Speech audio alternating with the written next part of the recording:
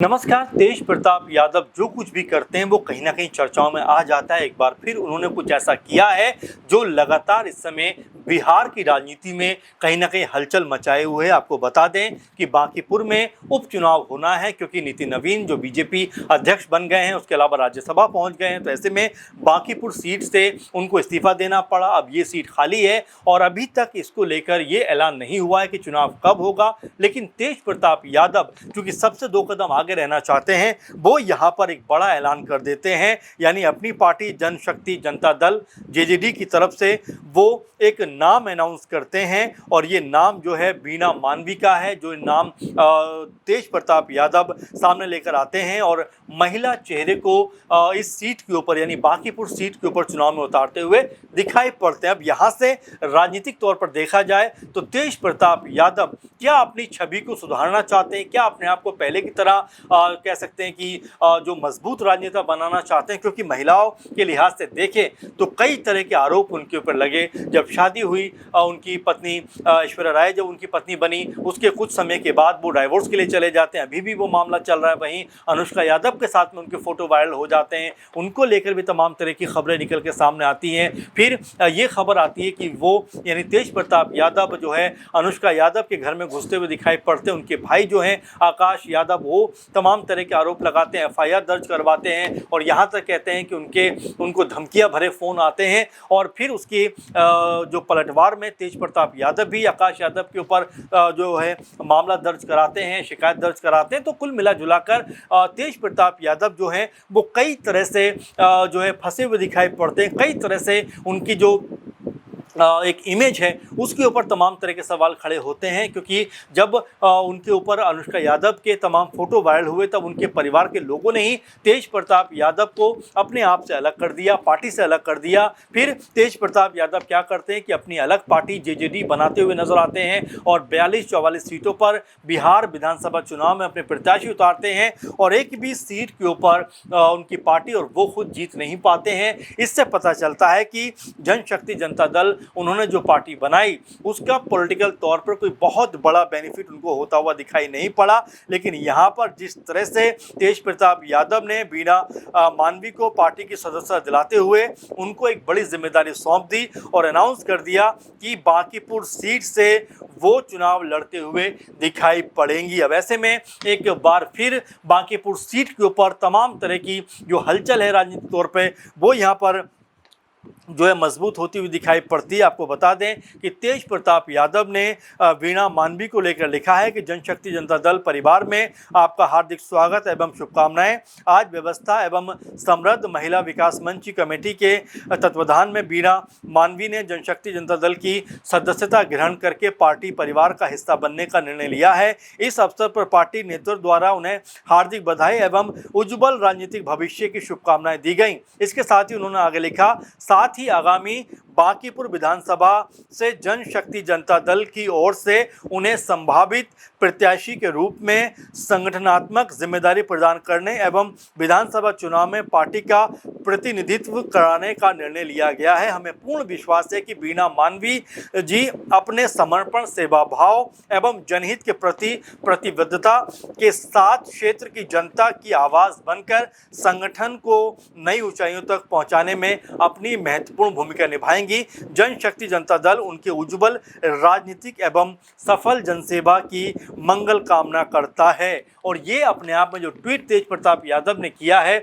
समूचे बिहार में चर्चाओं का विषय बनता हुआ दिखाई पड़ता है, क्योंकि चर्चाएं तो बहुत सारी हैं, कई नाम निकल कर भी सामने आते हैं। हालांकि ये तक सुनने को मिला है कि जन स्वराज पार्टी के मुखिया जो हैं एक तरीके से प्रशांत किशोर, उनके भी चुनाव लड़ने की बात बांकीपुर से हो रही है। इसके अलावा आरजेडी की तरफ से भी लगातार बयानबाजियां हो रही हैं। लेकिन उनसे पहले यहाँ पर जो तेज प्रताप यादव हैं उन्होंने मोर्चा संभालते हुए अपनी महिला जो नेता को एक तरीके से कहें बीणा मानवी को उन्होंने चुनाव में उतारने का फैसला कर दिया है। अब यहाँ से चुनावी हलचल अपने आप में मस्ती हुई दिखाई पड़ रही है, क्योंकि बीजेपी की ये मजबूत सीट रही है, बारंबार ये सीट बीजेपी जीतती रही है। 20-25 साल से तो सीट लगातार नितिन नवीन जी जीत रहे थे, उससे पहले उनके पिता जीत रहे थे। ऐसे में बीजेपी के लिए जो सीट है ये बहुत महत्वपूर्ण है, इंपॉर्टेंट सीट है, क्योंकि पहले ये भी बात चल रही थी कि क्या यहाँ से गठबंधन के किसी प्रत्याशी को उतारा जा सकता है, क्या दीपक जो उपेंद्र कुशवाहा के बेटे हैं,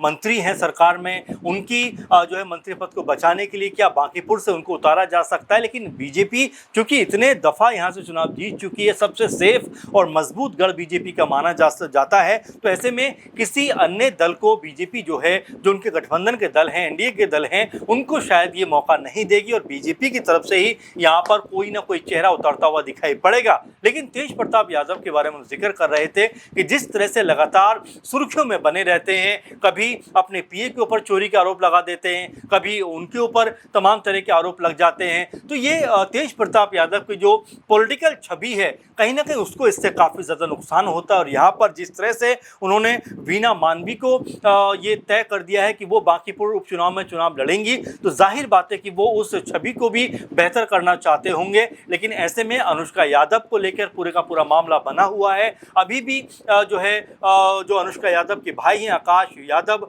वो लगातार तेज प्रताप यादव पर तमाम तरह के प्रहार करते हुए नजर आते हैं, तमाम तरह के निशाने और तमाम तरह के दावे करते हुए नजर आते हैं। वहीं तेज प्रताप यादव की बात करें तो वो तमाम तरह से ये कहते हुए नजर आते हैं कि उन्होंने लाखों रुपया उनके परिवार को दिया, उनकी मदद की है। ये ऐसी चीज़ें हैं जो तेज प्रताप यादव को लेकर लगातार सोशल मीडिया पर चर्चाओं का विषय बनती हुई नजर आती है। ऐसे में तेज प्रताप यादव ने जो पार्टी शुरू की, यानी जो उन्होंने चुनाव से ठीक पहले जनशक्ति जनता दल नाम की पार्टी शुरू की, और पार्टी शुरू करने के पीछे मकसद यही था कि वो आरजेडी को टक्कर दे पाएँ, अपनी अलग छवि बना पाएँ, मजबूती के साथ में राजनीतिक तौर पर उभर पाएँ। लेकिन ये तमाम जो उनके प्रयास थे वो काफ़ी छोटे साबित रहे, काफ़ी नाकाफ़ी साबित हुए, और ऐसे में उनको अपनी सीट तो गंवानी पड़ी, साथ में तमाम जो 42-43 प्रत्याशी उन्होंने उतारे थे सबको हार का मुँह देखना पड़ा।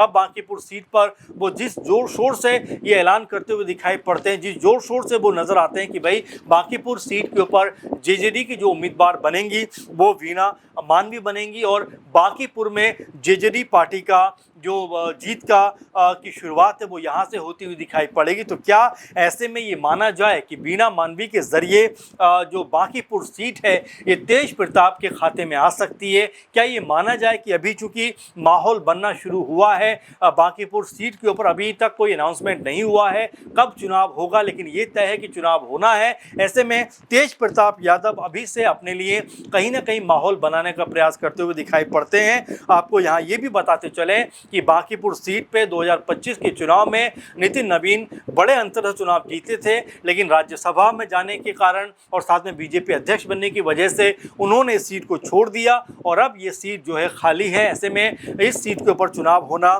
बहुत जल्दी हो सकता है कि इसकी डेट भी कंफर्म हो जाए, इसकी तारीख भी सामने आ जाए, लेकिन फिलहाल तो अभी इसके बारे में कोई भी जानकारी नहीं है कि कब चुनाव होगा। लेकिन तेज प्रताप यादव ने अभी से जिस तरह से माहौल बनाना शुरू कर दिया है, अभी से जिस तरह से अपने पक्ष में जो है लोगों को कहीं ना कहीं विवश करने का प्रयास किया है कि वो उनके बारे में सोचें, उन्होंने जो प्रत्याशी उतारी हैं वीणा मानवी उनके बारे में सोचें। तो ऐसे में तेज प्रताप यादव का जो रुख है वो किसी भी तरह से ये नहीं है कि जो है बाकी पार्टियों के साथ में अनाउंसमेंट किया जाए, बल्कि उनका रुख ये है कि पहले से पहले हम अनाउंसमेंट कर देंगे तो कहीं ना कहीं उनके पक्ष में एक माहौल बनता हुआ दिखाई पड़ सकता है। लेकिन क्या वीणा मानवी वो चेहरा है जो एक तरीके से यहाँ तेज प्रताप यादव के लिए जीत का खाता खुलवा सकती हैं? क्या जेजेडी का यहाँ से खाता खुलता हुआ दिखाई पड़ेगा? क्योंकि जैसा हमने लगातार इस बात को बताया इस प्रोग्राम में कि बांकीपुर सीट जो बीजेपी की सबसे मजबूत और सेफ सीटों में से एक है, वहाँ पर दिग्गज से दिग्गज जो नेता होते हैं वो भी बीजेपी के प्रत्याशी को नहीं हरा पाए, और 30-40 साल से तो लगातार बीजेपी की जो ताकत है, जो मजबूती है, वो बांकीपुर पे नज़र आती है। और इस बार भी चूँकि जो नितिन नवीन है चुनाव जीते ही थे, लेकिन जिस तरह से राज्यसभा उनको जाना पड़ा, फिर इस सीट को छोड़ना पड़ा, उसके बाद ये सीट लगातार चर्चाओं में है। अब अब इस सीट के ऊपर जनसुराज की नज़रें भी बनी हुई हैं, आरजेडी की नज़रें बनी हुई हैं और इसी बीच जेजेडी की तरफ से जो अनाउंसमेंट हुआ है वो कितना कारगर जेजेडी के लिए होगा ये तो आने वाला वक्त बताएगा। लेकिन तेज प्रताप यादव ने वीणा मानवी को चुनाव में उतारने का जो फैसला किया है, जो ऐलान किया है, उससे ऐसा लगता है कि वो अपनी छवि को सुधारना चाहते हैं और कहीं ना कहीं ये बताना चाहते हैं कि उनके मन में महिलाओं के लिए बहुत ज़्यादा आदर है। अब ऐसे में आप इन तमाम एक्टिविटी को, तमाम तरह से जो सक्रियता दिखा रहे हैं तेज प्रताप यादव, उसको आप कैसे देखते हैं ज़रूर कमेंट करके बताइए। फिलहाल के प्रोग्राम में बस इतना ही। आप लगातार हमारे साथ जुड़े रहिए, अपने सुझाव, अपने कमेंट भी हम तक पहुंचाते रहिए। अगले प्रोग्राम में फिर आपसे मुलाकात होगी। नमस्कार।